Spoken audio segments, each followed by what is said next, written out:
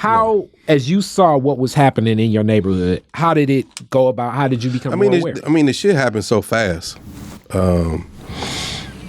Like they intentionally, reached out to certain people. Like again, it's all strategic. Like let's they start with the elders.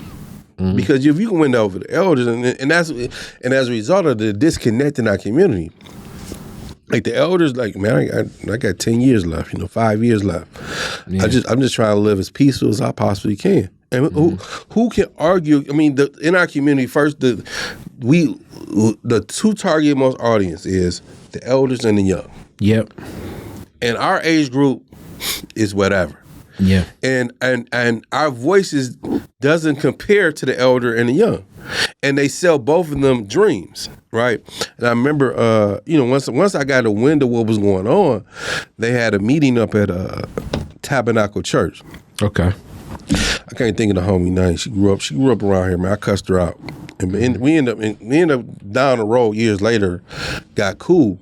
And she began to see what I was saying, how Henry Ford was full of shit. But I mean, at the end of the day, she worked for him, right? Mm-hmm. And she figured how do I maneuver in this space, right? Again, what you talked about earlier, the duality of how do I, take care of my bills, but also the authenticity of, because now at this stage, she's realizing where her mother lives on like Linwood and Clemens and shit like that. That's happening over there. Yeah. And so it's happening all throughout Detroit.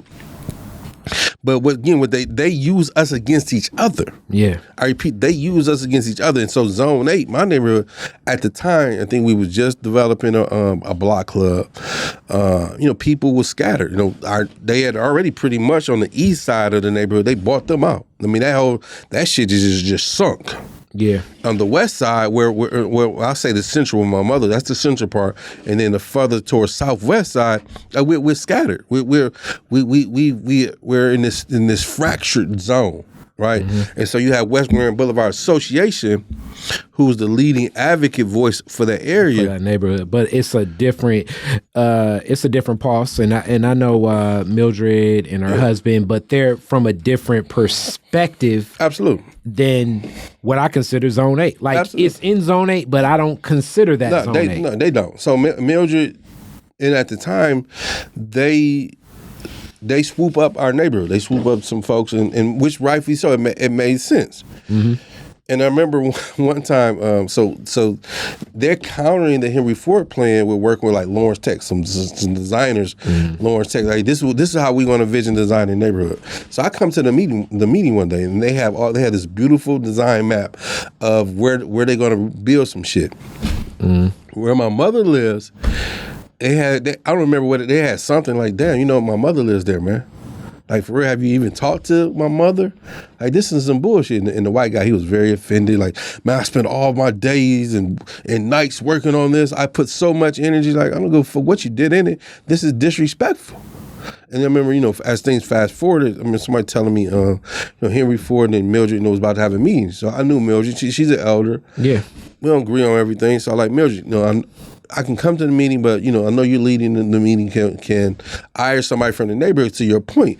Because Henry Ford has impacted our side of the neighborhood greater than they've impacted West Grand. The other West Grand and the other part. They impacted them. I'm not saying they're not. Yeah. But this is where they started, and their plans have not fully unfolded in the other part. And she's like, no, you can't come. Like, what do you mean you can't come, Mildred? I mean, this is Zone 8. This is happening. But again, this is where the power dynamics happen. This is where the internal, like, this is the games. Like, this is Monopoly in real life. It's the one against the other, when in reality, it's the cohort. So like we say, she is an elder. She's in the work. I would have cussed her out. I mean, at some point in time, when it comes to where your mom lives, that's real. And we're watching this before our eyes. And it's definitely people, I'm sure, that will, in the short, as they say, Caesar will throw some pennies at some, but it's still, when Caesar's palace is built, it's not going to be in the best benefit of even those that get the pennies.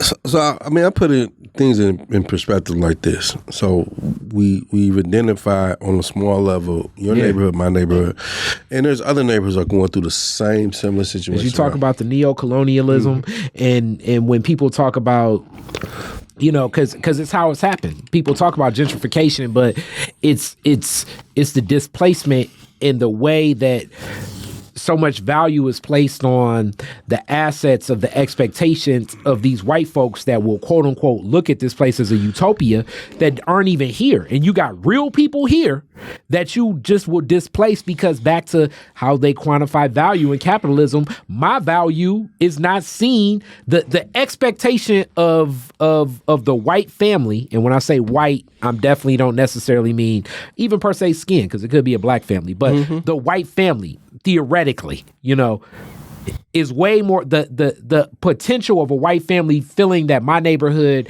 is the type of neighborhood to move into. That's way more valuable than my black ass being in my house right now.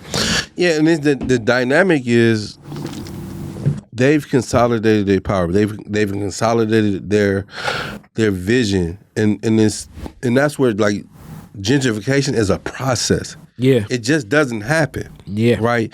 And there's different, like Mill say, there's levels. There's levels to gentrification. Yeah, and gentrification may look different over here than it does in Zone 8, than it does in downtown. Right, but it's all economic based, and it intersects with race and class and gender, and it's moving folks out. But it's a process too of the de-investment. We can't forget the de-investment. The de-investment is crucial.